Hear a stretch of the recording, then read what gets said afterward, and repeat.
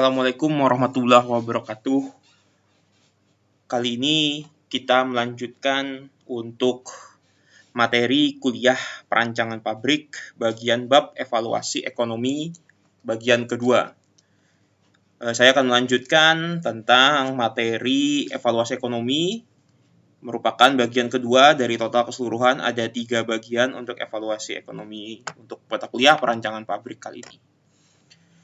Seperti di kuliah minggu lalu, saya sudah menjelaskan poin-poin yang paling penting yang dilakukan untuk melakukan analisis evaluasi ekonomi pada suatu pabrik. Ya.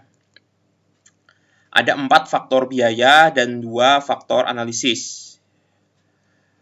Faktor biaya pertama yaitu modal tetap, lalu ada biaya produksi, modal kerja, dan pengeluaran umum. Di mana keempatnya ini nanti akan kita gunakan untuk melakukan analisa keuntungan dan analisa kelayakan. Nah, kemarin sampai sini bahwa untuk menghitung modal tetap ya atau fixed capital investment, pertama kita harus menentukan terlebih dahulu yaitu physical plant cost atau biaya pembangunan fisik ya dari pabriknya, meliputi harga alat, harga pekerja, biaya pengiriman, pemasangan, perpipaan, instrumentasi, dan sebagainya. Di mana yang sebenarnya kita hitung secara detail itu cukup harga alat dan harga biaya utilitas.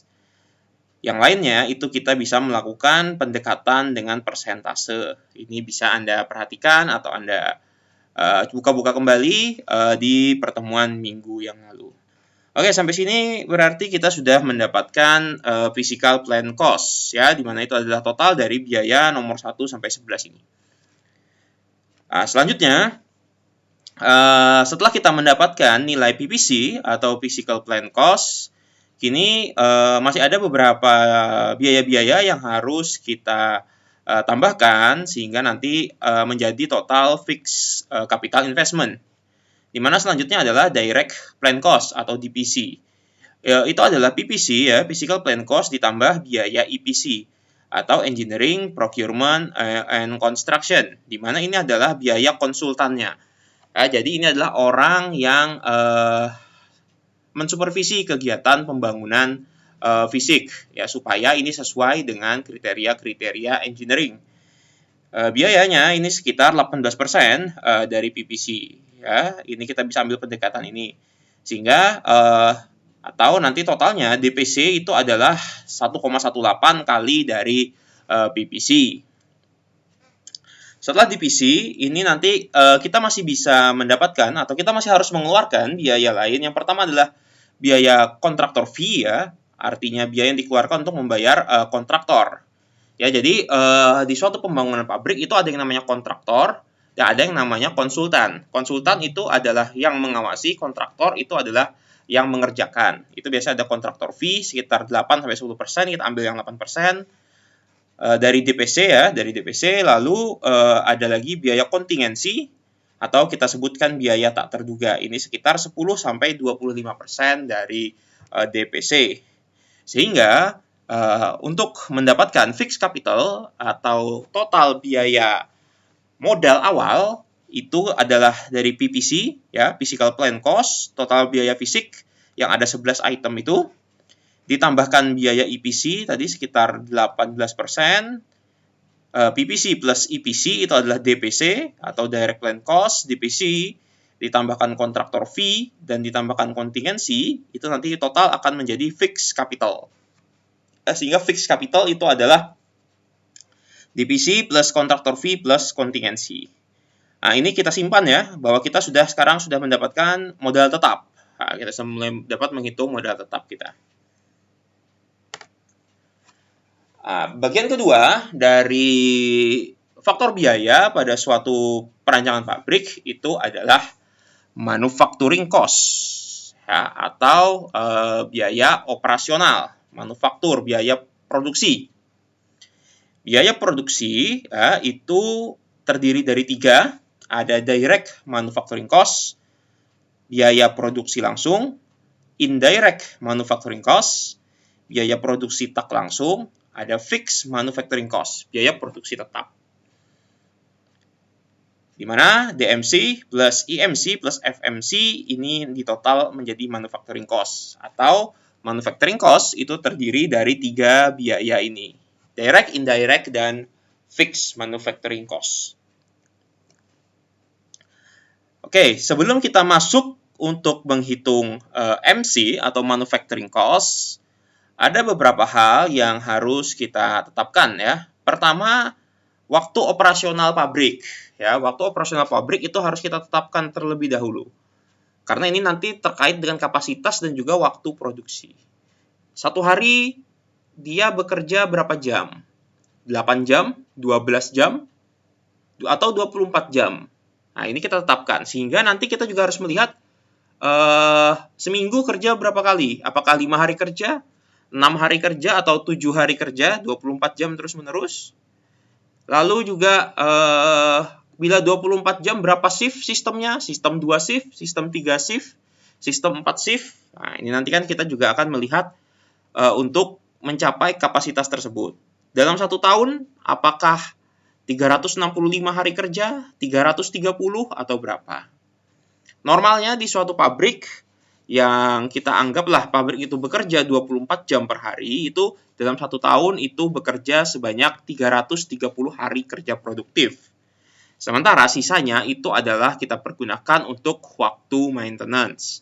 Artinya bahwa pabrik yang 24 jam per hari itu menggunakan sistem shift. Itu nanti akan berpengaruh ke jumlah pegawai. Ya, nomor 2, ini kan jumlah pegawai tadi.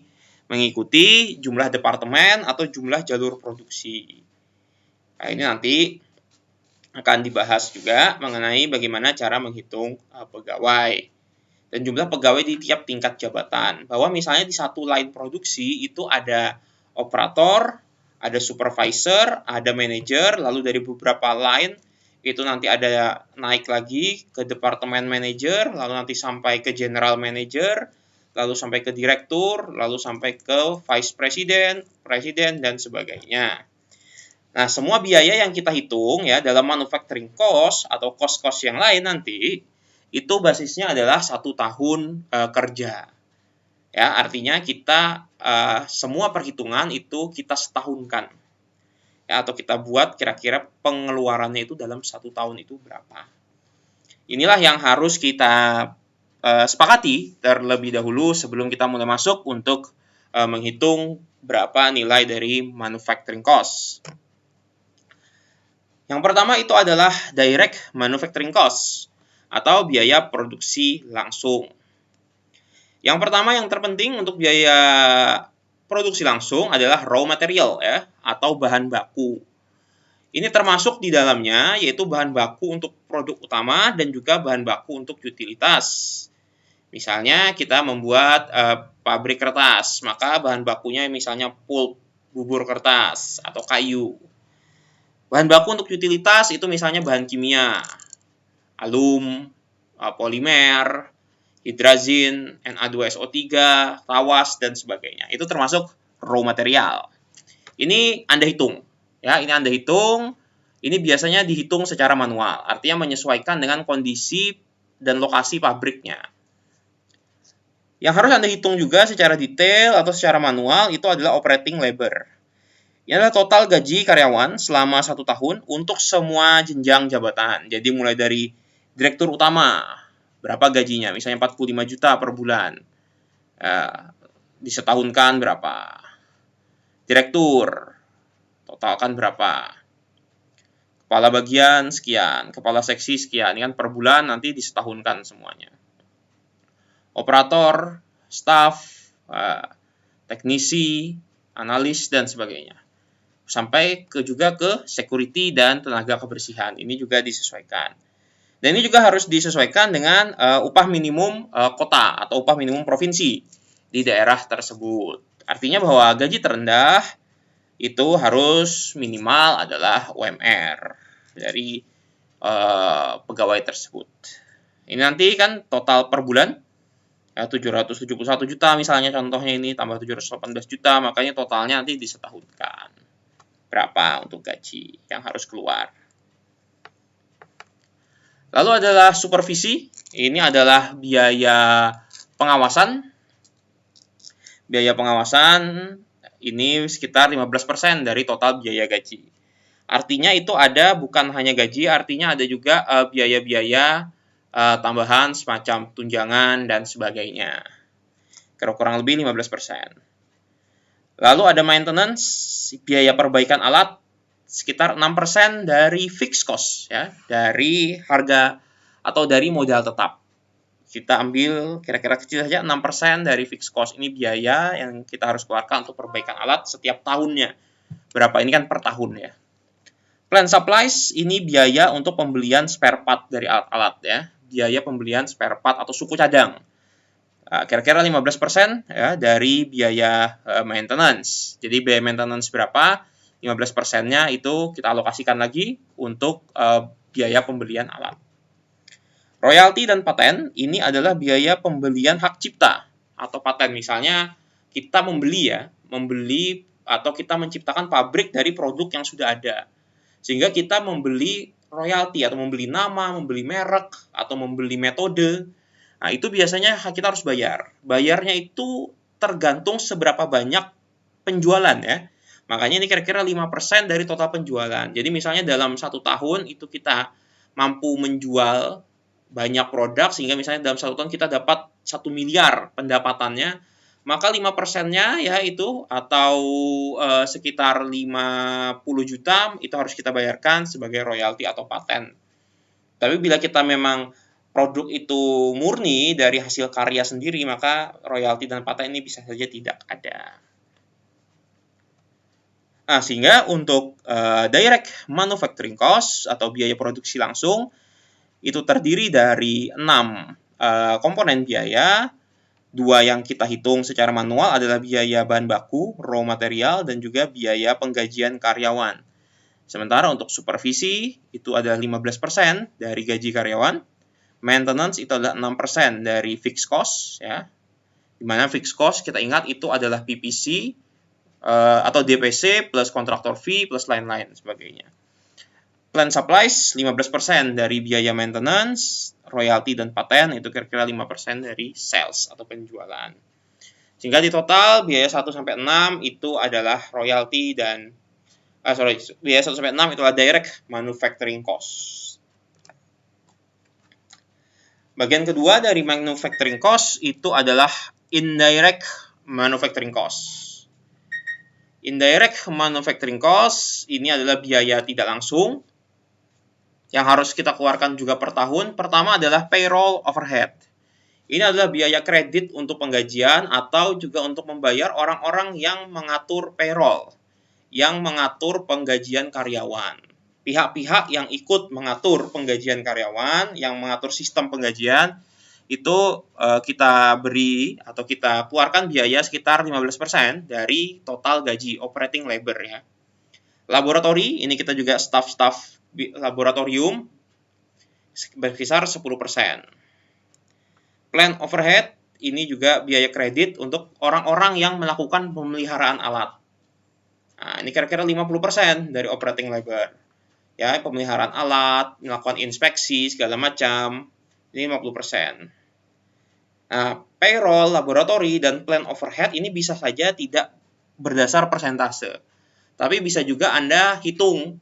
Artinya misalnya Anda benar-benar tahu berapa jumlah karyawan yang mengurus payroll, berapa karyawan di lab, berapa karyawan yang mengurus pemeliharaan, beberapa karyawan mengurus inspeksi, berapa yang lain-lain.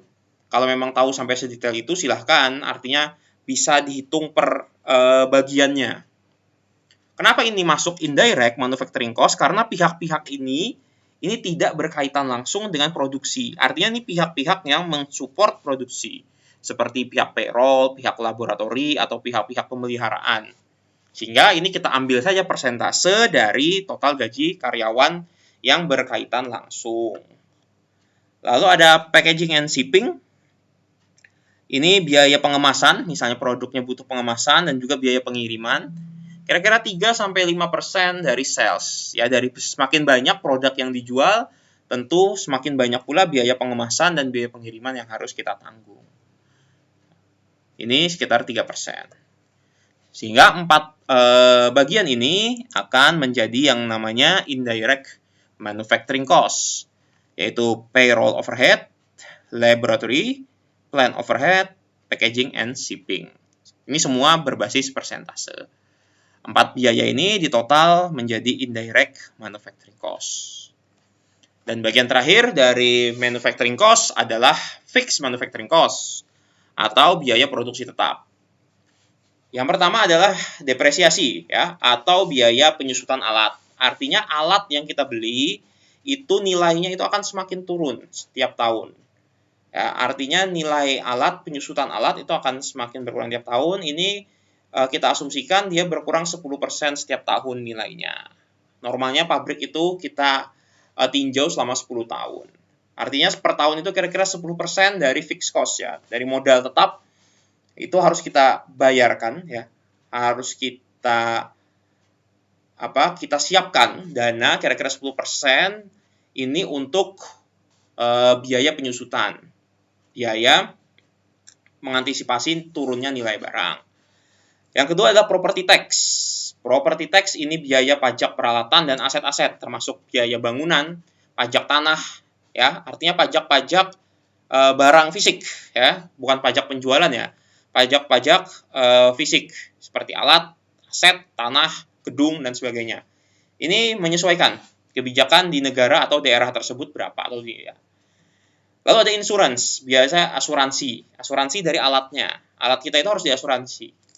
Diasuransikan misalnya terjadi kegagalan atau terjadi kebakaran atau terjadi gempa bumi atau terjadi bencana alam sehingga alatnya rusak, ini kita asuransikan. Kira-kira 1% dari fixed cost, dari modal tetap. Ya, kan modal tetap kan dipakai untuk membeli alat. Nah, kira-kira 1%-nya itu kita bayar premi, ya, premi asuransi. Atau bisa juga menyesuaikan dengan pilihan asuransinya. Nah, 3 komponen biaya inilah yang menjadi yang namanya fixed manufacturing cost. Depresiasi, pajak aset atau pajak bangunan, dan juga asuransi. Sehingga total tadi DMC plus IMC plus FMC inilah yang kita sebut sebagai MC atau manufacturing cost.